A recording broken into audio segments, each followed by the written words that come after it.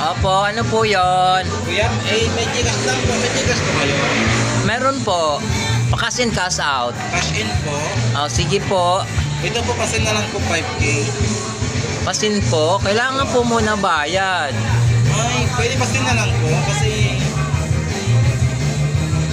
Kailangan po muna bayad, ma'am. Kasi cash in po yan eh. Magbayad muna po kayo ng pera, ma'am.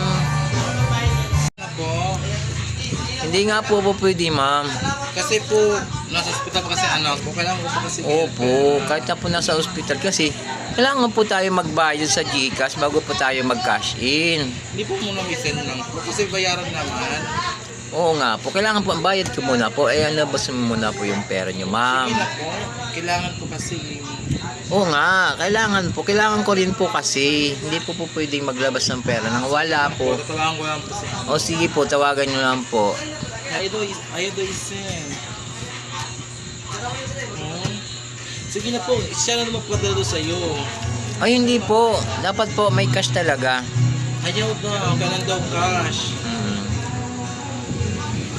Sige na po siya. Kasi siya daw padala daw.